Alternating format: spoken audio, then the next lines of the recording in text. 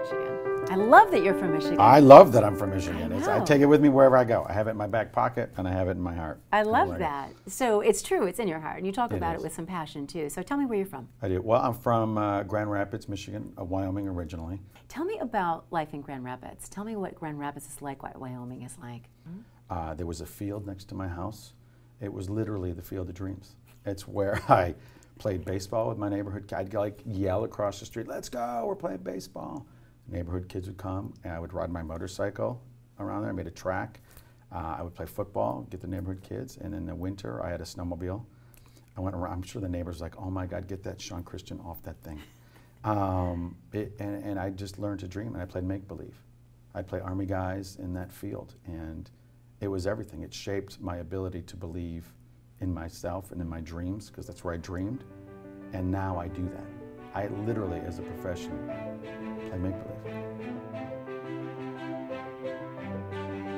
Well, I was blessed to go to Fair State University because it was about an hour north of where I was at. What was campus like? What was it like? The campus at Fair State was awesome. I think it just turned from a college to a university while I was there, and it's changed dramatically even now. And I just got a text from my buddy of mine, Bill Rupel, who still lives up in the neighborhood. As I said, he is a huge mentor to me.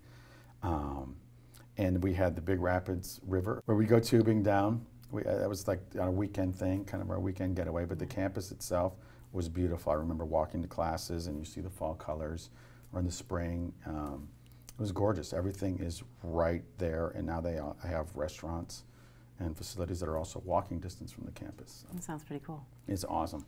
It was a great place to learn, yeah. And that is the thing I miss most. I love what I do, but going back to Michigan and having those experiences that kept me grounded, that remind me who I am and what I'm doing, you know, with all the oddities, even in entertainment and travel, I go, oh my God, I need to be back in Michigan. I can feel it. When I was in Chicago for the first, I think it was the first year, I remember, I go, oh my God, I have to go back to Michigan.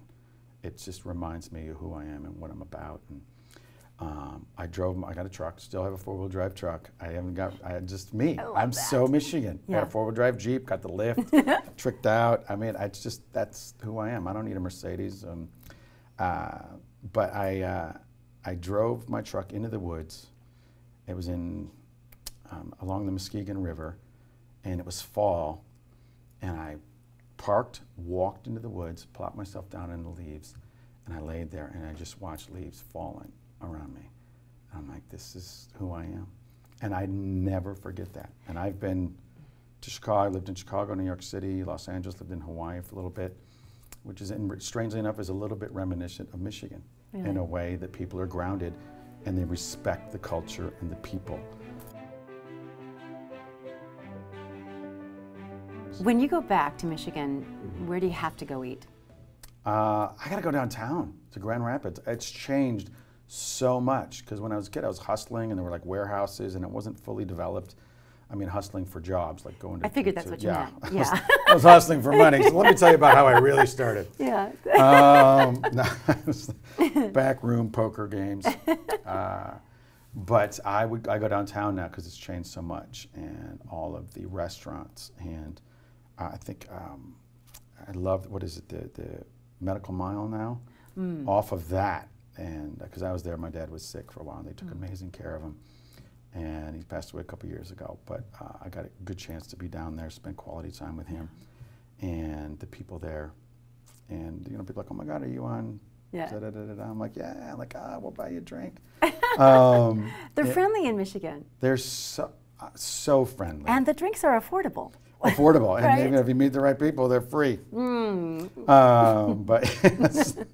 But it is. I kind of think of where's the place I went. They preserve the cobblestone streets. I want to say Lion Street, and they preserved the buildings. And that's the thing I love.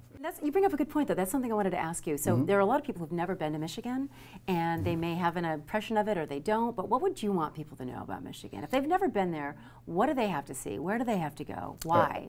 Traverse City, if I'm talking to people in LA, I go, when you're in Michigan, like if you're going to Michigan, get a chance to go up to Traverse City, do it. And Leelanau, that little fishing town, Okay, we gotta go. This interview is over. I'm going to Michigan. We're done. Well, if you're going to Michigan, you have to step into the outdoors. It is so beautiful, so pristine. And the lake, I don't know if people understand that it's like an ocean, but not the salt water. It's amazing. You have to spend time in and around the lakes and the private lakes, that are not the private lakes, but the lakes, the little lakes, not just Lake Michigan. I bought a piece of land in Cannonsburg area that I hope to build on one day. Yeah. That's nice. I know. I love lakes, and it's funny because everyone who comes here talks about that. Everyone who we're talking to, it seems like lakes are such a part of the culture, and the size of them, and you know, the boating and camping and all that kind of thing. Camping, you have to go camping, boating. The lakes and the outdoors, I think, are the biggest things to see when you're in Michigan. But also, you have the restaurants now in the metropolitan areas, like Detroit, Grand Rapids, Traverse City. You go up to these places. Lansing is also another one. Because now there's people coming back to Michigan, and they're building their restaurants, and they're building, like, the influences that they had are now in Michigan. Like, I didn't have Chinese food growing up, or Latin food, and now those places exist, and you have to have them. You just gotta go. I'm gonna own a bar in Grand Rapids. That's it. I can see it. I can see that. I totally can see that. I can see that. Like a local bar with some good food to bring the things that I've learned back to Michigan. Well, so if there are kids in Michigan, Grand Rapids, Wyoming, all over the state, if there are people there now who are wanting to do what you would do, people who would want to write or produce or direct or act, what kind of advice would you give them? What can they do? They're growing up in Michigan, but those things can still happen. Yeah, I think the biggest advice for me, certainly if you're going to do something creative and entertainment, acting, producing, writing, directing, do those things now. Get grounded. Like I was saying, I used to write plays and act in plays. It's not about trying to be famous. It's about taking who you are, what you are, and I think Michigan provides that. If you can own that stuff, your true nature, and then bring it to the metropolitan cities, then share it with the world. And the beautiful thing about social media is you don't have to leave now so much, right? You can still share those experiences, write a great play, or produce a great show. I think Jeff Daniels does it all the time. I mean, he has shows constantly, right? Exactly. And if you can go back and forth and do that, that's great. I kind of had that luxury to be able to do what I do and go back to Michigan. Yeah.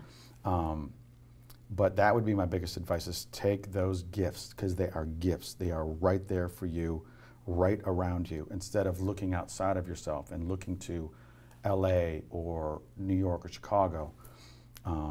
Embrace what's around you, and Michigan is around you, and take those gifts and share them with the world. You've touched on this a couple of ways, but if you had to summarize how your upbringing in Michigan, your being from there, and everything you've gained from there, affects you in your current life, your career, and your decisions, how would you say it does? I think the biggest thing would be the perseverance and hard work, those things that I've learned in Michigan, because life is tough. And the more you challenge yourself, sometimes you get greater obstacles, and I'm constantly challenging myself. And if I didn't have those things in Michigan that I learned in Michigan, like the work ethic, the perseverance, the self-discipline, the dedication, I think I would have crumbled. I jokingly say this all the time. I think had I gone, say, just from Michigan, just dreaming I'm going to be an actor, to Hollywood, I'd be in rehab. I'd probably have a reality show, but I'd be, I don't know if I'd be better off as a person. But those are the things you have to have. And those are the tools that I've gotten from Michigan that I take with me all the time. I want to talk about this organization that you founded, that you work with kids. Tell us a little more about that. Yeah, Arrowheart Adventure Camp. Here's the thing, simply we believe through an outdoor adventure, we can enrich and inspire kids to want to make positive choices in their life. That's it. We work with young teens, and we take them into the outdoors. We give them a challenging experience and provide these tools that I talk about, that I learned from Michigan: perseverance, dedication, discipline, teamwork. And the other component to that is service. So now that you get these gifts, you now give them to your community. And we are searching for community leaders and people and corporations who want to cultivate that in their community, because I would love to do Arrowheart in Michigan.